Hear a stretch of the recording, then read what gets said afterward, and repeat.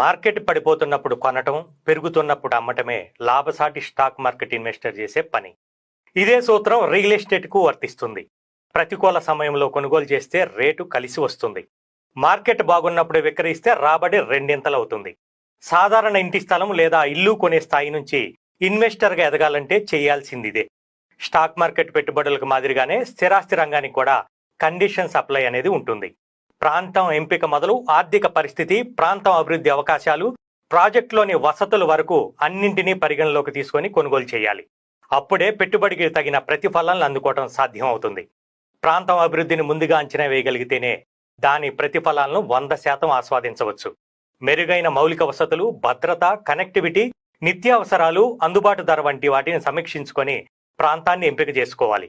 అలా ఇన్వెస్టర్లు ఆలోచించాలంటే ఇప్పుడు ఉన్న ఒకే ఒక మార్గం ఔటర్ రింగ్ రోడ్డు నుంచి రీజనల్ రింగ్ రోడ్డు వరకు ఇంటి స్థలాల మీద ఇన్వెస్ట్ చేయటమే అని ఆర్థిక నిపుణులు సలహా ఇస్తున్నారు. దానికి కారణం రీజనల్ రింగ్ రోడ్డు ఆవల 5 కిలోమీటర్ల వరకు హెచ్ఎండిఏ పరిధిలోకి రావటం. హైదరాబాద్ అభివృద్ధిలో రీజనల్ రింగ్ రోడ్డు వరకు ఉన్న స్థలాలు కూడా ప్రధాన పాత్ర పోషిస్తాయని తెలుస్తోంది.